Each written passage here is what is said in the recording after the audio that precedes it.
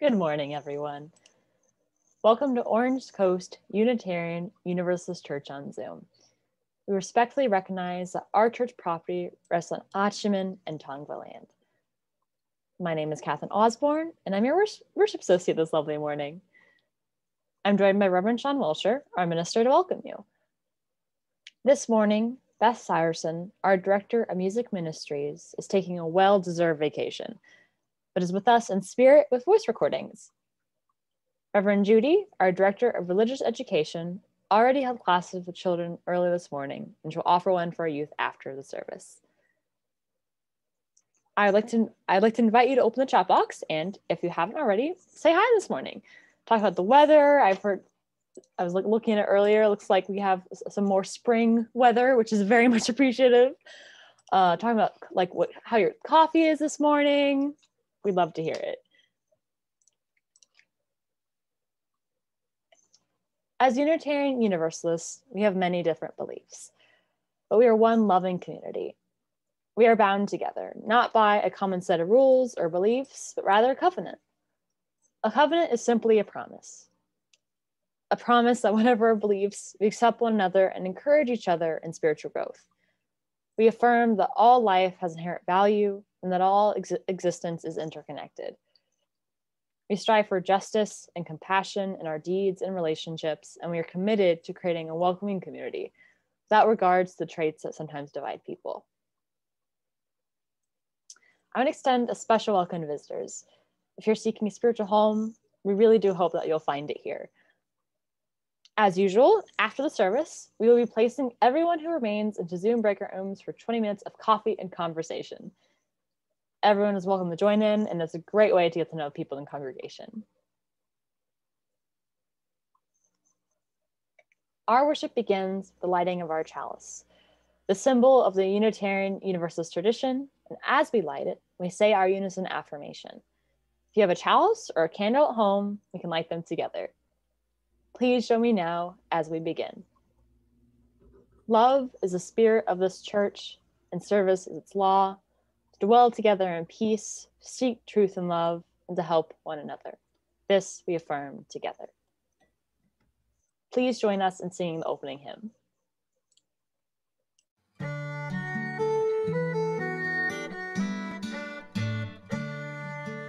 Wake now my senses and hear the earth call. Feel the deep power of being in awe. Keep with the web of creation your vow. Giving, receiving as love shows us how.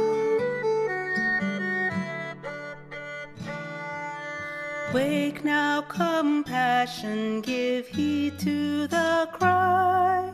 Voices of suffering fill the wide sky. Take as your neighbor both stranger and friend, praying and striving their hardship to end.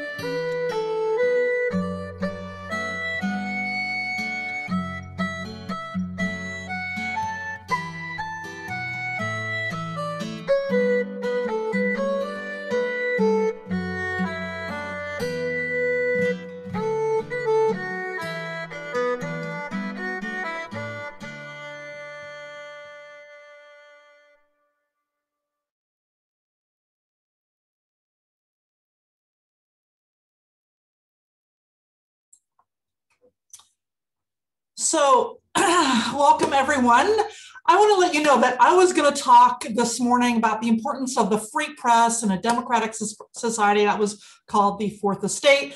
But my colleague, the Reverend Rick Hoyt McDonald, did such a brilliant job at it a few weeks ago as a guest speaker that I decided I really couldn't top that. So I decided to tackle a different subject today.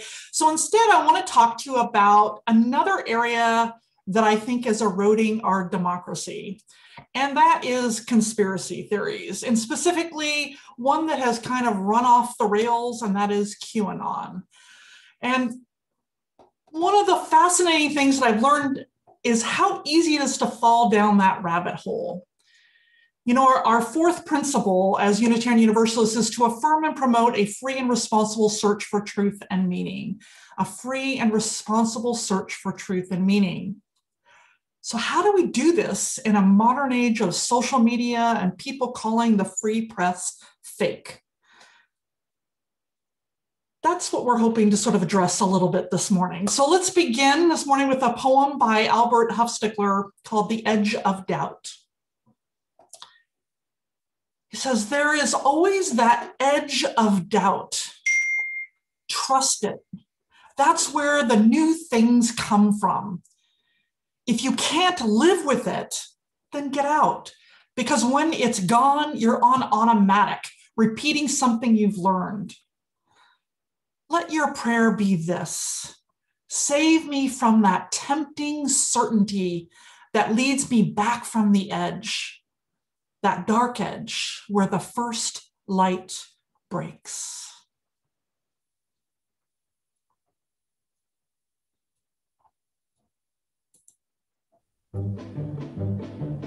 You've got to be taught to hate and fear. You've got to be taught from year to year. It's got to be drummed in your dear little ear. You've got to be carefully taught. You've got to be taught to be afraid of people whose eyes are oddly made, and people whose skin is a different shade. You've got to be carefully taught. You've got to be taught before it's too late, before you are 6 or 7 or 8, to hate all the people your relatives hate. You've got to be carefully taught. You've got to be carefully taught.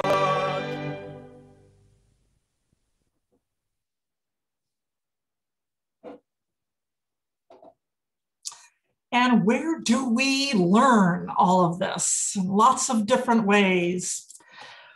Our reading this morning comes from a gentleman named Reed Berkowitz. He is a game designer.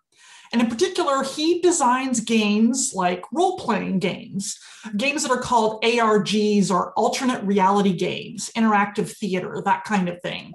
Now, these are games, are fictions that are meant to feel real as possible, but also kind of fun, right? As he says, they're games that teach you, puzzles that come to life all around the players, games where the deeper you dig, the more you find, games with rabbit holes that invite you into Wonderland and entice you through the looking glass.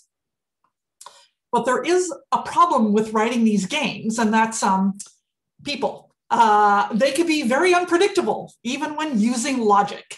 And this is a story that he tells about this.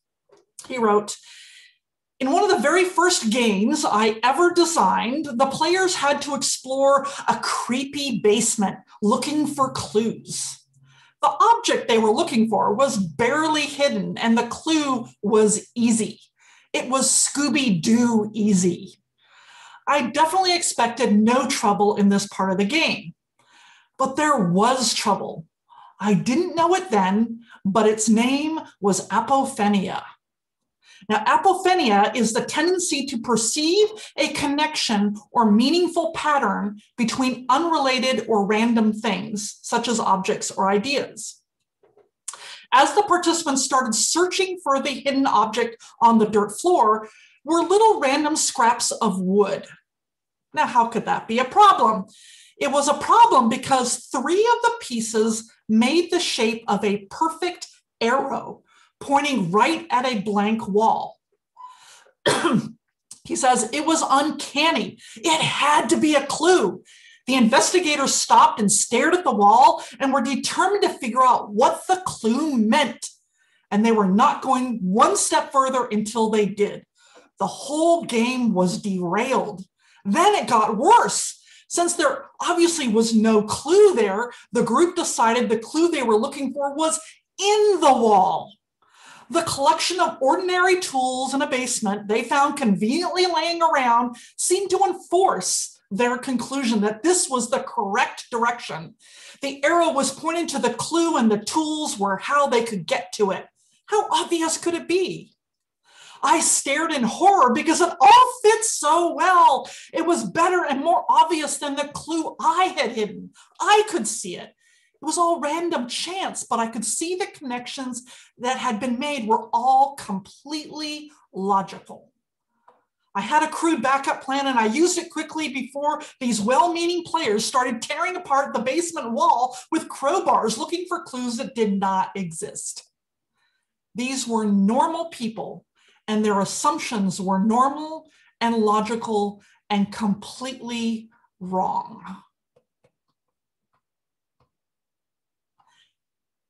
So this is very real human behavior, this apophenia, this idea that, we are meant to find patterns. Humans find patterns.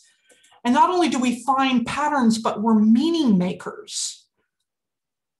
So like even the picture on your screen right now, do you see something there? Right? Do you see something in a pattern there? Maybe a face, right? If you see that, we automatically assume it has meaning, that there's a reason for it. And I invite you this morning to consider, just in a spirit of meditation and a little bit of silence, has this ever happened to you where you found a pattern and assumed it must mean something and did it? Let's just invite you to a moment of silence to think about that.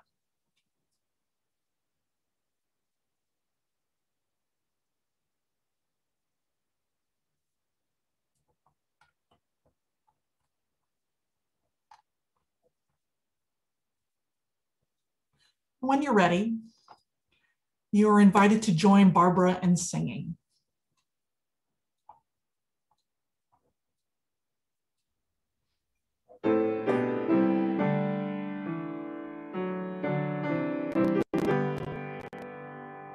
Though I may speak with bravest fire and have the gift to all inspire, and have not love, my words are vain as sounding brass and hopeless gain. Though I may give all I possess, and striving so my love profess, but not begin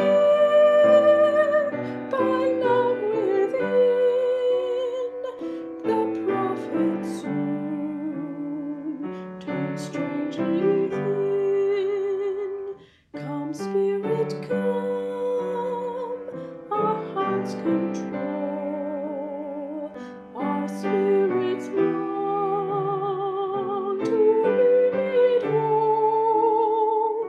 Let inward love guide every deed, by this we worship and are freed.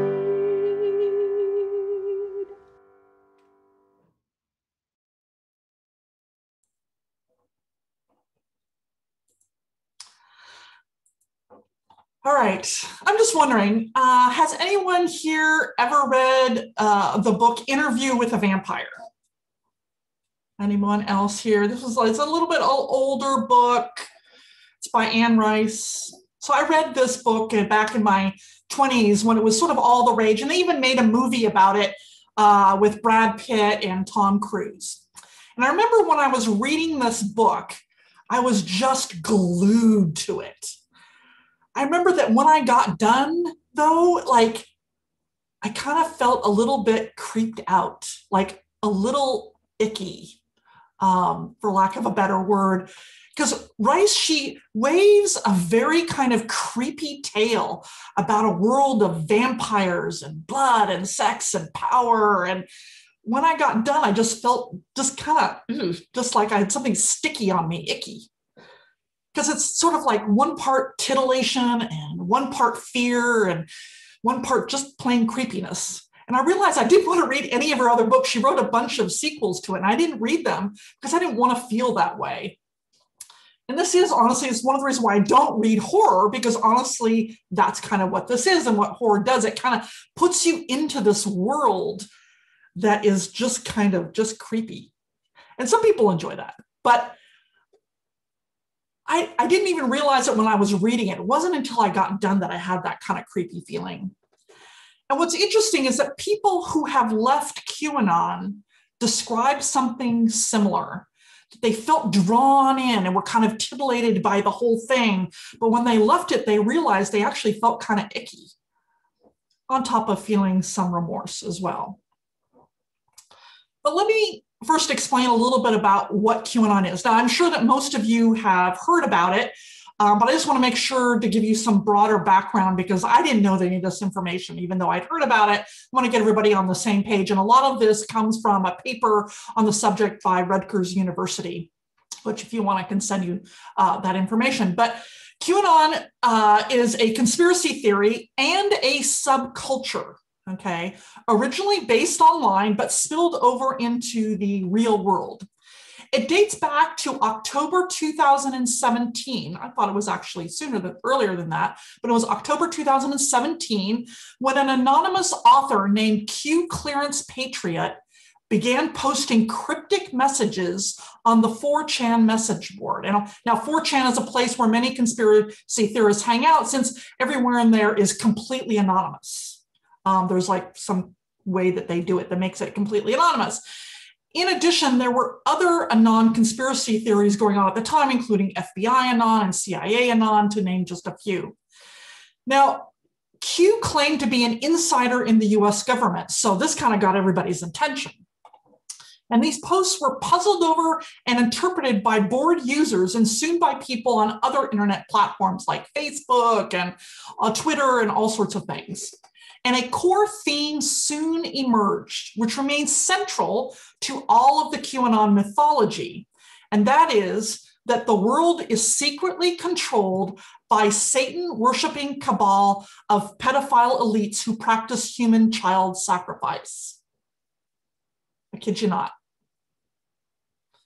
I kind of wonder if Q is Anne Rice or something. I don't know. But for many QAnons in the US, this cabal is led by well-known politicians, business leaders, and entertainment figures. And it's opposed by a sort of white hat movement of heroes ordained by God, and including Q himself, who works within the elite institutions to battle this cabal. And someday soon, Q predicts the storm, that's what they call it, the storm will arrive. And this term refers to the day when this cabal is publicly outed, arrested, and executed. To add on to this, Trump is considered the prophet of this, in a sense. And everything he did was also interpreted. And he's considered one of the white hats. Trump, by the way, has never disavowed QAnon. In fact, when he was asked directly about it and asked to dismiss it, to say, no, this is terrible, we don't believe any of this. In fact, he said, I hear they like me, which is great, and that they're against pedophiles, which I am too. And look, I'm trying to save the world. So, you know, and they just kind of left it like that. So QAnon is kind of fascinating because it spread so quickly and it captured the imagination of so many people, because to a certain extent, it reads like a novel. It's great entertainment, particularly for those who are in it. But they don't realize that they're being manipulated by a game master. QAnon offers up these puzzles, not unlike the games that Berkowitz creates. That's why a lot of people actually link the two. These drops that they're called Q drops and are hints. And then he just lets apophenia take its course, right? Remember, apophenia is that tendency to perceive a connection and meaningful patterns between unrelated or random things. And that's exactly what QAnon and many conspiracy theorists do. So I'll give you an example of a conspiracy theory that actually was pre-QAnon, if I remember correctly. You guys remember Pizzagate? If you remember back when Hillary Clinton became the Secretary of State, she had this personal server that people got very upset about because they were worried that it could be hacked and all of that. Now, never mind that previous secretaries of states had actually done this. And to quell the issue, she allowed to have published all of her emails because she knew she didn't have any secret things on this server. And what people found among this was a lot of innocuous stuff. And it turns out that Hillary Clinton loves pizza. And so she would say, hey, want to meet for pizza? Now, conspiracy theorists, particularly those who hated Hillary Clinton, took that as a signal for a pedophile ring, that whenever she mentioned pizza, it was like a secret meeting for this pedophile ring. And the conspiracy theorists got people so worked up that one man actually went to a pizza joint in Washington, D.C., convinced that there were kidnapped children being held in the basement and held the owner at gunpoint. I kid you not. So what researchers who study game theory and conspiracy theories have found is that we humans, we love being right. We just love being right. And that's why we love figuring out puzzles. When we figure out a puzzle, we've gotten something right? And we get this little bit of a dopamine hit. It feels good to be right. It's why mysteries and thrillers are so popular. This is why games like Candy Crush and Solitaire and Tetris, why they're so popular, because as soon as we solve it, oh, I got that one in there, we get a little bit of a dopamine hit, right? It's that little eureka. Ooh, got it. That's the dopamine. It feels good. It's also why we love shows like X-Files and Lost, because each week we're given a little bit more of the puzzle and we love it. It keeps us guessing and we want to be right. We want to get that dopamine hit. Now, Berkowitz, from our reading, who knows all about game theory, says this. He said, QAnon uses the oldest trope of all mystery fiction. A mysterious stranger shows up and drops a strange clue, leading to long hidden secrets, which his clues and your detecting power can reveal. I mean, imagine how boring the X-Files would have been if the smoking man had just simply revealed everything, right? No, you got to drop it, and then you get to figure it out. But here's the thing, that's not what happens in reality. Real whistleblowers in the government have zero problem telling you the whole story and to name names. I mean, think of whistleblowers like Daniel Ellsberg in the Pentagon Papers or Edward Snowden, Chelsea Manning, and WikiLeaks. They didn't just drop hints, they dropped bombs. They stole documents and had them published. If you really want to try to blow out a conspiracy, that's the way to do it. As Berkowitz says, Q is not a whistleblower. Q is a plot device. Now, this is why some people actually suspect that Q is actually a game theorist. And Q constantly drops hints, thousands of them, covering all kinds of conspiracy theories. There's Operation Mockingbird, an alleged plot by mainstream media to hide the global elite's satanic crimes through fake news. And then there's a plot of Obama administration to sell technology to Iran and North Korea. And Q covers everything from cell phones, which are, by the way, implanting thoughts in your head to make you do things, to accusing Democrats of withholding cures for COVID-19. This is, of course, after they also dismissed COVID-19 as a Democratic plot. And symbolism is really big for them. And not only for them, they have their own catchphrases and symbols as well. But they also think that this cabal has symbols. So here's an example of a Q drop. He said, their need for symbolism will be their downfall. Follow the owl and the Y, head around the world. Identify and list. They don't hide it. They don't fear you. You are sheep to them. You are feeders. Godfather 3, Q. I have no idea what Godfather 3 has to do with that. Maybe y'all do. But at any rate, so basically, if anyone ever does this, this is the sign of the owl. okay? Or they do this, which is actually also a 6, but it's considered also an owl. So if you do this. So they put together these pictures of people from the internet who have done one or more of these gestures, which if you're an entertainer, okay, chances are you may have done this, and even politicians have done it. And so then they put it, see, they're all doing it. It's like this big cabal, a secret hand signal. And of course, whose pictures are you going to find on the internet? Lots of them. Well, famous people, politicians, leaders, entertainers. So that's where, of course, the cabal must be. That's, again, taking those random things and linking them together. And ironically, you can find pictures of Trump and other non-elites doing the exact same gestures. And when that's brought up, they either just explain it away or they basically oust you. So it's kind of a fascinating thing. One professor who studies these conspiracy theories defines a conspiracy theory is trying to put a powerful figure behind a powerful event. That equally powerful events must have equally powerful actors behind them for them to make sense for some people. Most people recognize, if you talk to therapists who study this, that conspiracy theories, they feel a need for a sense of control, to make sense out of chaos. And we are particularly in a time of chaos, between environmental upheavals to social upheavals. I think we could definitely call this a time of chaos. Of course, it's all exacerbated by all the social media and how easy it is to communicate to thousands, hundreds of thousands, millions of people. And I want to point out that it's not just conservatives who get caught up in conspiracy theories.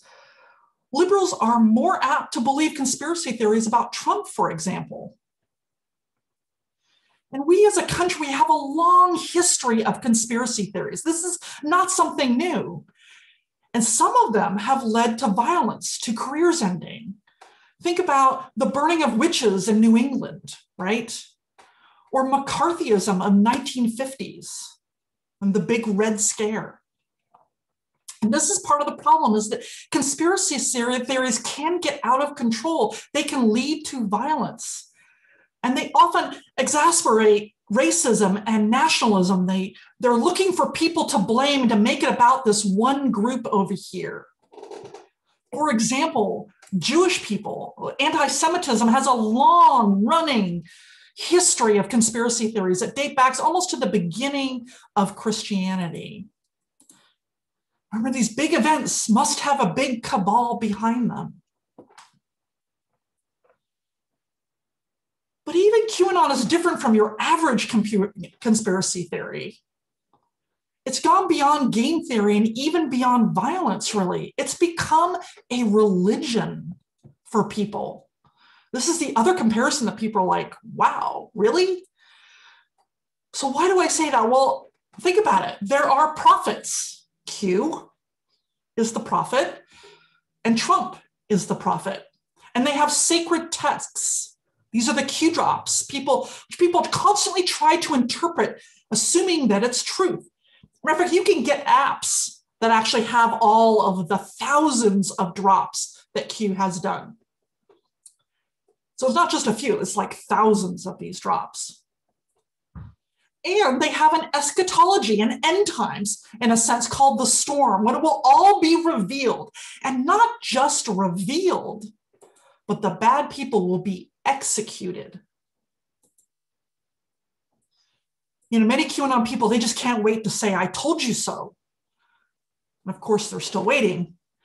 Then the fourth thing that you have that makes it a religion is they have a community of believers who are trying to convert non-believers. QAnon has become a very real religion for many people. So how do they proselytize? How do they recruit?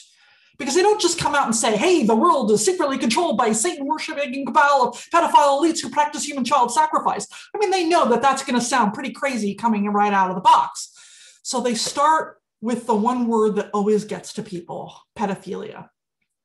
As a matter of fact, they've taken over the hashtag Save the Children, which was used actually for child trafficking. They give false statistics that 800,000 children go missing every year. So that statistic actually comes from research that was done on parents being asked, did your children go missing this year? And how many times did they go missing? So talking about runaways, mostly, the vast majority of that are runaways. And there is some child trafficking, usually those of immigrants coming in. So that number is completely blown out. So the statistic is basically implying that children are being snatched off the streets. And if you're a parent, this is your greatest fear. And they prey upon that fear because who wouldn't want to save the children? That's why a lot of white women in particular make up a bulk of QAnon supporters. And for the record, it isn't made up of mainly young men or those experiencing economic pain. There are Harvard graduates and Wall Street executives who believe this. And it isn't also limited to the United States. It's spread to the UK. Germany has a huge issue with it, and Japan. Now you might wonder, how could anyone get sucked into this? Well, if they didn't get you with pedophilia, then they start asking you questions. They tell you, think for yourself, do your own research, are the first things that you'll often hear when you start getting into these communities. And if you come to the right conclusions, you're rewarded with lots of accolades. Welcome to the club. But if you come to the wrong conclusions and point out, say, apophenia, or these are random things, you are immediately banned and excluded. They do not welcome doubt at all. So like many communities, they're incredibly welcoming, creating strong bonds with the insiders, but they're opposed and sometimes even violently to those who question them. Here's one of the saddest things to me is that this has led to the end of marriages, of family ties between parents and children, friendships, and even jobs. So as you do your own research, QAnon people are very good at asking questions to lead you along the way to question everything. Now, the way they do this is really kind of brilliant in many ways. So you have to be really cognizant of this. So there's a Fox News commentator, Tucker Carlson, and he's brilliant at using this strategy. He does it all the time. And he spouts a lot of what QAnon people believe, and he does it by asking questions. Well, what do we know about this vaccine? Is it really safe? How does it work? Now think about it. All these questions have answers. And if he, as a journalist, just talked to experts, he'd find the answers. In fact, it's just out there on the internet. Do an internet search. But it's the insinuation is that we don't know the answers, which isn't true. But he's just asking questions. And QAnon does the same thing. So here's a Q drop. Why are they doing that gesture? Which performers, celebs, supported Hillary Rodham Clinton during the election? Who performed during her rallies? What jewelry or tattoos were present? What celebrities have owl Y head symbols? What politicians have those symbols? What powerful people have those symbols? Why are they worn or shown openly? Their need for symbolism will be their downfall. Right? Just ask the question, just an innocent question, right? But it's hinting, it's insinuating. You know, our fourth principle as Unitarian Universalists is that we affirm and promote a free and responsible search for truth and meaning. We pride ourselves on our critical thinking skills. But people can easily get caught up in it. We think it's just about, oh, just be logical. But remember, these are people who are smart and logical. They maybe need a little bit more critical thinking skills. It's easy to go down a rabbit hole. It's exciting. It's fascinating. These connections, we want to make sense of this. Here's the thing. Here's 4 things that a conspiracy theory needs in order to thrive. They need randomness, apophenia, right? to be able for people to find those patterns and to give people a sense that there is a pattern here. So that gives them puzzles to solve. So they get that dopamine hit, that addiction. And when conspiracy theories get really big, there's that feeling of being special, of being in the know, of belonging to an elite group who know more than everybody else. And belonging, right, is such a human longing, especially when there's chaos. And that's the other thing it needs. It needs this atmosphere of chaos, particularly social upheaval, because conspiracy theories are a very human desire to make sense of the chaos and to find someone to blame for it. One thing to realize, though, that when we're dealing with someone who is deep into any conspiracy theory, is that they have an addiction. It's a behavioral addiction, right? To being right, to solving that puzzle, to that dopamine hit. It's a behavioral addiction. Now that's different from a chemical addiction like drugs and alcohol and food. And that's the good news, is that behavioral addictions can be changed a little bit more easily depending on how long someone's been in it, by simply changing their behavior. And like any addiction, it's filling a need, usually avoidance of something, usually emotions, maybe something that's going on in their life. Usually it's fears, it's avoidance of that. And as such, it is also deserving of compassion. So what can you do if you have someone in your family or someone you know that's gone down the Q rabbit hole, or conspiracy theories in general? Well, the first thing is that every expert out there will tell you is do not ridicule. We might think, oh, that's so crazy. How could they think that? Do not ridicule. That is shaming. These are not people who are idiots. These are smart people. They may be misguided. They may be avoiding something, whatever it is, but they're not stupid or crazy. Okay. Ridicule is about shaming, and that always drives people deeper down into the rabbit hole. And the second thing is don't abandon them. This is something that people talk about, like reach out, encouraging them to engage in activities outside of QAnon. Because it's a behavioral addiction, getting them away from that behavior can give them some perspective. The other thing is, if you're talking to someone and they're all worked up about it or something, focus on their fears, not on what they're saying, but on the emotion behind it, which is usually fear that they're expressing. For example, that children are getting snatched off the street. Oh my God, I can imagine that. Believing that would be really scary. Have empathy for that fear, because that is real to them. It's very real. And if you think they might be open to it a little bit, you can tell them about people who stopped believing and why. And you could send them to websites. And in fact, I'll put this in the chat. It's on Reddit, and this is a very common site to send people to, called QAnon Casualties. And I went there and I read these stories, and they're heartbreaking stories.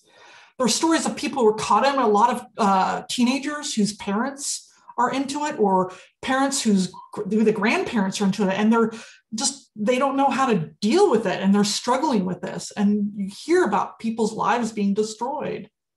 But you also hear stories of people leaving it and why and how they're coping and what they're doing.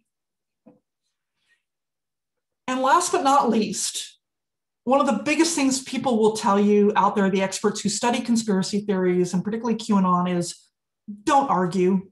Don't argue with them at all. Like you cannot convince people otherwise, right? But you can set up clear boundaries for yourself around what you're willing to talk about or not. And so set up those clear boundaries. So why do I want to talk to you about this today? Because here's the thing, I kind of thought like after the election, like everything would kind of calm down and everything would be good and we get away from stuff like this. But here's the thing, QAnon is not going away. People are being elected who believe this, and we need to be aware of that. I also know that some of you have QAnon friends and relatives and you want to help and you don't know what to do. So hopefully this can give you some perspective and understanding of what's happening. The third thing is that, a democracy cannot thrive amid lies. It just can't. And QAnon is taking the trappings of a cult religion. It has secret word symbols, insiders, outsiders. This has directly led to the attempted overthrow of the election on January 6th. We have to be aware of this and not dismiss it as some wacko idea that will just go away with time. Do you remember when Trump first launched his bid for presidency? How many people, including myself, were like, what a joke. That's so silly. Oh my gosh. What is he thinking? He's going to be just absolutely ridiculous. This is silly, right? No, it wasn't. 4 years of it wasn't. QAnon is very real and very harmful to our democracy. And all of these social trends, they tell us something about ourselves and where we are as a society. And we're in the midst of a transformation. And that causes upheaval. I hope we get through the midst of it, but there is no getting out of it. There is chaos because it's an upheaval. And so these things are going to be here and we need to deal with them. And so what can we do about it? Beyond working with the individuals that I gave you some tips on how to deal with it. One of the things is just support the real news, support news out there. And it doesn't have to be, if you think like just the New York Times is the real news or you think Fox is the real news, they're both news, okay? At least Fox, I may not agree with all of their politics or how they do things. I don't agree that they have Tucker Carlson on there, but they do report news. So just keep in touch with some form of reality. Keep in touch with those that aren't. Have lots of different news ways that are feeding into you, not just one. That's one of the things that QAnon people do is they immediately learn that the news is fake. And so they won't even go there. They won't have any touchstones and said they only have one touchstone, and that's other QAnon people. So keep yourself out there with many touchstones. We've learned that, free speech also, that doesn't mean you get to say whatever you want. And social media platforms are starting to shut them down, right? But there are what are called dark areas of the web where they can meet. And luckily, most people, I don't even know how to find these dark areas of the web. So if it stays there, okay, that's a little bit better. And the third thing you can do is just support politicians who don't support QAnon theories, get them elected.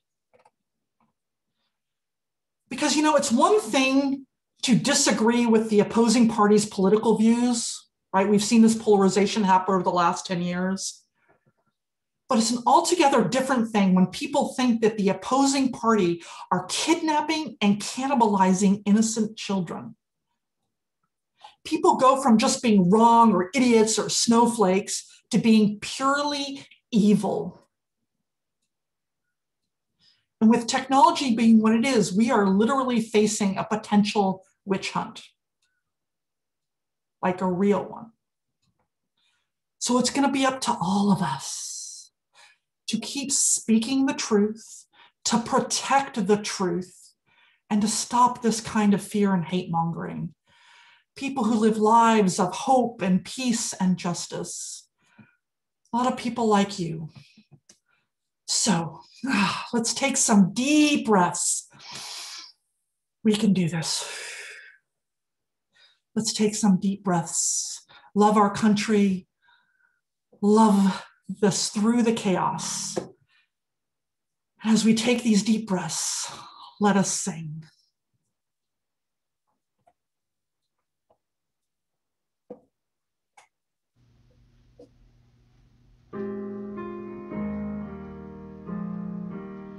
Let the life I've lived speak for me. Let the life I've lived speak for me. When I come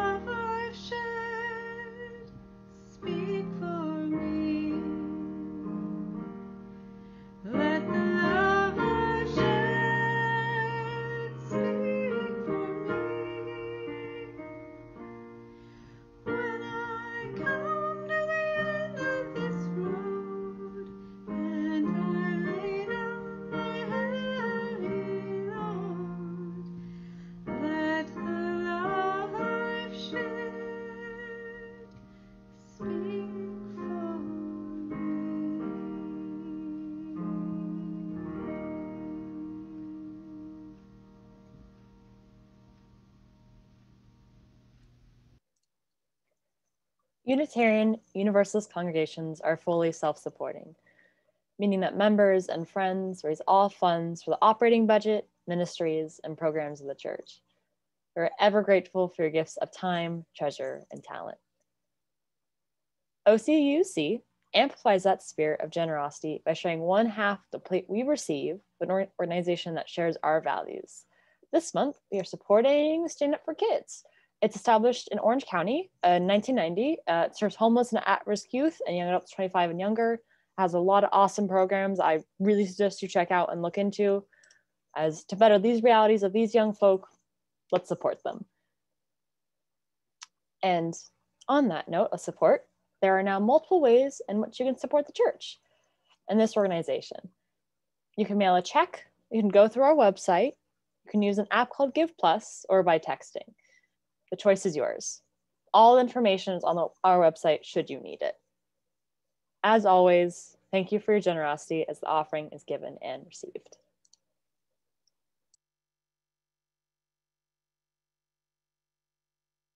This joy that I have, the world didn't give it to me. Oh, this joy that I have, the world didn't give it to me. Don't you know that this joy that I have, the world didn't give it to me. Oh, I said the world didn't give it, the world can't take it away. Oh, this strength that I have, this strength that I have, this strength that I have. Oh, yeah, now. The world didn't give it to me. The world didn't give it to me. This strength that I have. Oh, yeah, the world didn't give it to me. The world didn't give it to me. This strength that I have. Oh, yeah, the world didn't give it to me. Oh, I said the world didn't give it, the world can't take it away. Oh, this love that I have, this love that I have. Oh, yeah, now. The world didn't give it to me. The world didn't give it to me. This love that I have. Oh, yeah, the world didn't give it to me. Don't you know that this love that I have, yeah, the world didn't give it to me. Singing, the world didn't give it, the world can't take it away. Oh, this pride that I have, this pride that I have, this pride that I have. Oh, yeah, now. The world didn't give it to me. The world didn't give it to me. This pride that I have.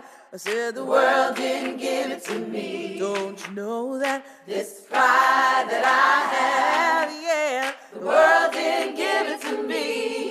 Oh, I said the world didn't give it, the world can't take it away. All this peace that I have, oh, yeah. The world didn't give it to me. The world didn't give me my peace that I have. Oh, yeah, now. The world didn't give it to me. Won't you sing about peace? This peace that I have. Oh, yeah, now. The world didn't give it to me. I said the world didn't give it, the world can't take it away. All this joy that I have, this joy that I have, this joy that I have. Oh, yeah, now, the world didn't give it to me. The world didn't give it to me. This joy that I have. I said the world didn't give it to me. Don't you know that this joy that I have, the world didn't give it to me. Oh, I said the world didn't give it, the world can't take it away. The world didn't give it and the world can't take it away. The world didn't give it, the world can't take it away. The world didn't give it and the world can't take it away. The world didn't give it, the world can't take it away. The world didn't give it and the world can't take it away. The world didn't give it, the world can't take it away.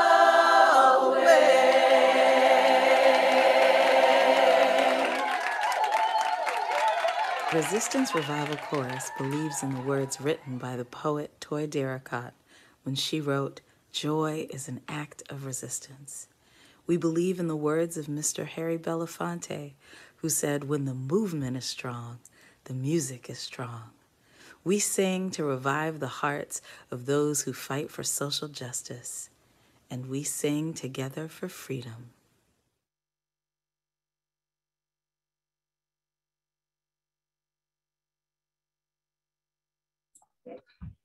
All right, well, as many of you know, we are in the middle of our pledge drive. This is basically how the church raises our funds for the year to operate. Our church year, by the way, if you don't know, it goes from July to June. And so this is the time we start planning our budget for next year and doing all those, really fun things, right? And so we ask you, if you are a friend or member of this congregation, to give us an annual pledge. And there's more information on our website. But as part of that, one of the things we wanted to do is give you sort of a behind the scenes of what's been going on at this church this last year, which has been kind of crazy. And some of you may not know a lot of the different things. And so here is a video by Reverend Judy, who is our Director of Religious Education for our children, to tell you a little bit about how she handled all of the big changes this last year.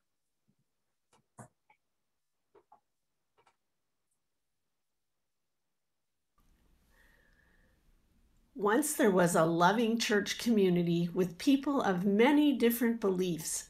They were young and old, gay and straight, had differing abilities and lots of different colors. Our church community had an active religious education program so our children and youth could learn about inclusive values, helping others, and about the church's 7 Unitarian Universalist principles, and how to have fun in community together. Then, without warning, a serious airborne virus spread across the world. We knew that getting together could make us very sick. What were we to do? Like everything else, in-person RE came to a sudden stop.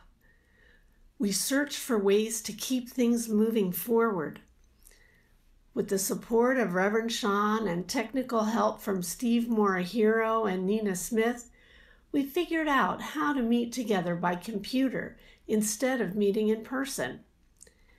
We found excellent online lesson plans, a different curriculum series called Soul Matters. We asked, how could we support families and children in these times? Would an afternoon story time give parents a break? Would a parent Facebook group be useful? Many things changed on Sunday. Hard copy children's stories became YouTube videos and puppet shows. Youth discussions added TED Talks and music videos. The demonstrations for Black Lives became the focus of the summer curriculum. Reverend Judy found Chalice Camp, a children's anti-racism resource, and Maria Good developed it into weekly lessons. But attendance was in serious decline. We needed to keep Zoom burnout from breaking the church connection. Reverend Judy and the Religious Education Committee searched for ideas. They began sending and delivering packets to families' homes so they'd know we were thinking of them. In addition to the Chalice Camp materials, families received Halloween, Christmas, and soon Easter baskets. Maria Good organized a secret Santa RE gift exchange, and now we're sending pen pal notes and pictures through the Postal Service.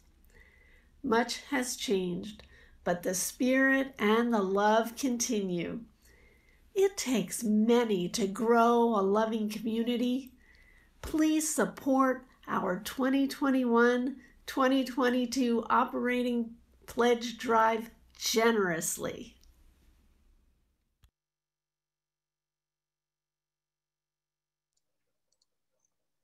Please join in singing We Gather Together, a song that puts our intentions into words and expresses our gratitude for the many gifts we share.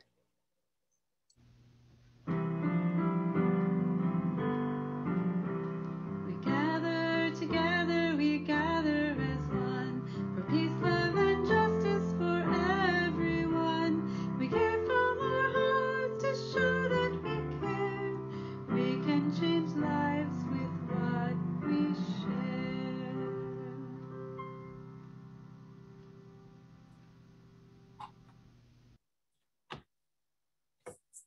All right, y'all still taking those deep breaths? Take another deep breath. So it's that time in our service when we honor the important events in our lives. And you're invited, one and all, whether you're a member, a friend, or a visitor, to participate in this weekly ritual we call Joys and Sorrows. So the way that it works is that basically if you come today holding something close in your heart, moments from the last days, weeks, or hours, something that struck you at your core, if you'd like to honor that profound joy or sorrow, we invite you to light a candle. It's a wonderful way to embody that. If you'd like to share it with the community, what you can do is you can just simply write it in the chat.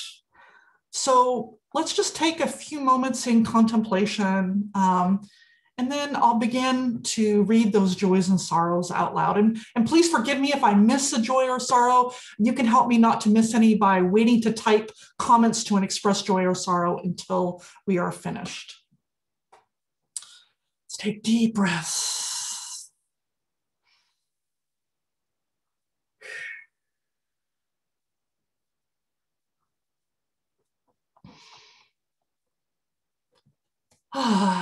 So as they start to be entered into our chat, I'll tell you a couple of things that have been sent to me. I want to give you an update on Sarah Jones, our administrator. So she's hoping to come back in a few weeks. We're all going to take it very carefully, very slowly, and we'll see how it goes. I'll keep you updated, but she's determined. And she said she promised she will not put her health in jeopardy. So we'll all help her with that, right? So, and Marilyn Giss wanted to let you all that after spending a day and a half in the hospital last weekend, she says it was great to get home. She says she's up and about, but her energy level is low. Marilyn is our congregational nurse. So we also want to take a little easy on her too. So she wants to say also thank you for your cards and texts. And Scott Armstrong let us know that he is so grateful to be alive and well. Hey, we're happy about that too, Scott. So glad you're here. And Sarah Hunter says that she's saddened by her home state of Georgia for passing a law restricting voting by so many, particularly of those that are harmful to minorities. It's so true. Georgia really did some pretty horrible things recently.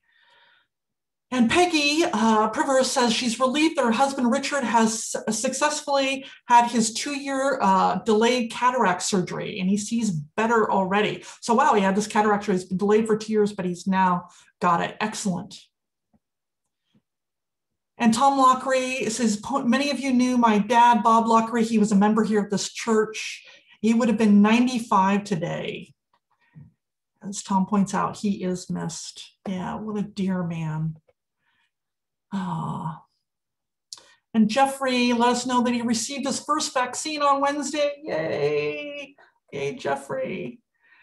And Angie wants to note that she's grateful for a new sermon discussion group. We've got a new sermon discussion group going.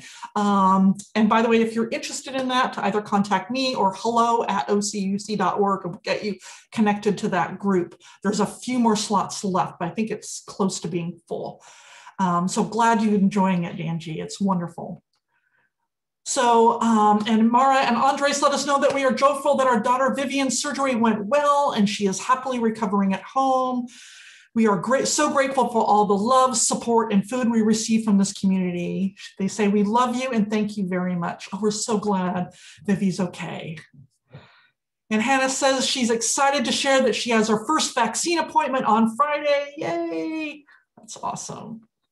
And Dana Warner says she's worried about her husband's job status and whether or not that they may have to move out of the area. Oh, Dana, I hope that doesn't happen. We'll hold you in our heart and prayers. Sue offers thanks for the educational service. You're very welcome. And Valerie Armstrong got her first Moderna vaccine. Yay, congratulations. And Adam says that he's excited to share as the director of Someone Cares Soup Kitchen and tutoring program in Costa Mesa that we've been able to implement and expand their food box distribution program in Westside Costa Mesa and a growing partnership with the Newport Mesa Unified School District. Awesome, Adam. That is wonderful. Oh, it's so needed at this time. I'm so glad you're doing that. Oh, wow. So many wonderful things and painful things going on. And with all of that, let us hold in love all the joys and celebrations, all the hurts and sadness, anything that's been spoken, on all that's been held silent in our heart. Let us remind us those joys, let us from them to remind us to be thankful, and our concerns to remind us to not to give up hope, and our sorrows remind us to connect, because you're not alone. You're never alone. Please join me in a spirit of prayer. Oh, looks like there's one more. Ava Loon noticed that Cosme Noriega, her husband, fell into a sliding glass door, lacerating his nose and ear. Oh, very scary, but it could have been much worse. It was non-tempered glass window. I'm glad he's doing okay. Please join me in a spirit of prayer. I'm using these same opening words that we did today, which is also a prayer. He says there is always that edge of doubt, and to trust that doubt. That's where new things come from. If you can't live with doubt, get out, because when it's gone, you're on automatic, repeating something you've learned. Let your prayer be this: save me from that tempting certainty that leads me back from the edge, that dark edge where the first light breaks. May it be so, blessed be, and amen.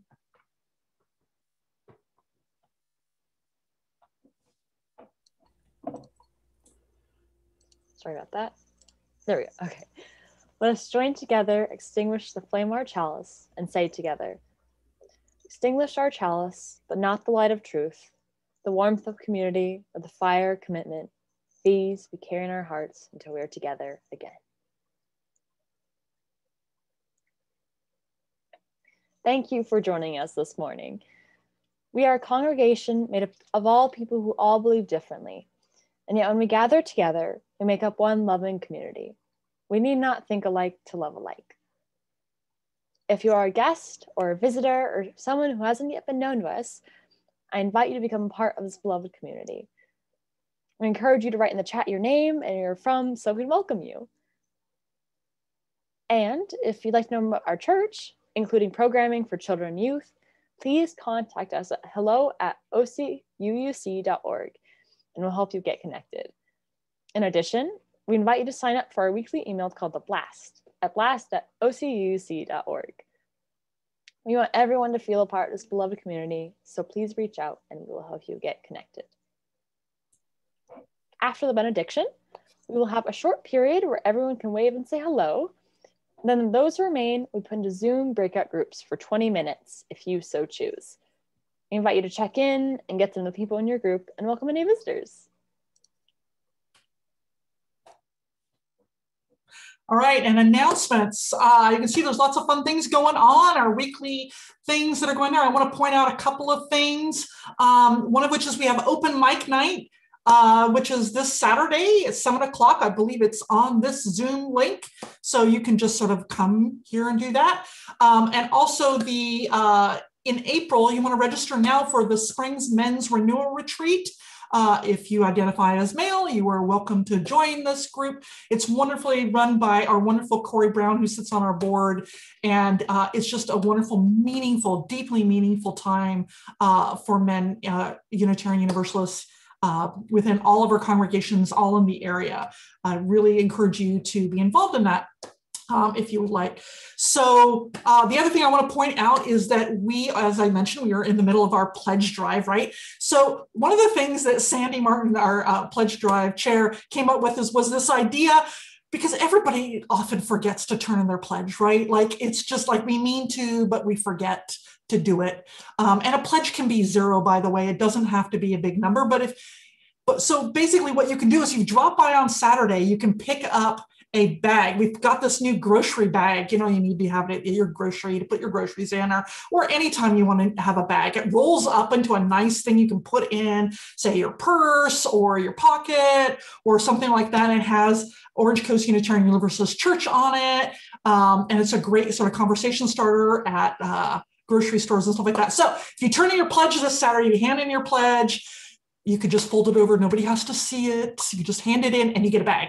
So stop by the church this Saturday from 10 to 1, and it will be there for you. So, and if you can't, or you don't feel comfortable coming in, or you can't make it during that time for whatever reason, just let us know. You can let me know, and I'll let Sandy know, or if you know Sandy's email, just let Sandy know, and they will arrange to have one dropped off to you. So we don't want anybody left out of this. You don't have to make a monetary pledge to get a bag, but we do need you to fill out the pledge form, or you can do it online as well, and they'll make sure that they get it to you. So all of that.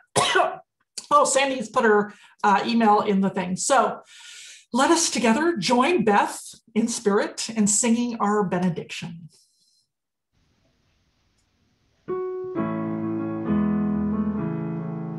Be safe, be well, you mean the world to me.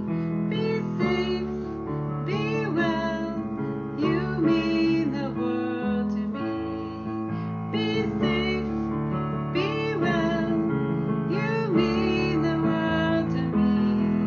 Be safe, be well, you mean the world to me.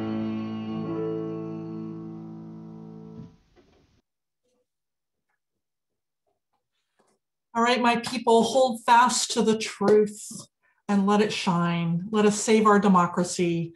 This service is over. Let our service continue.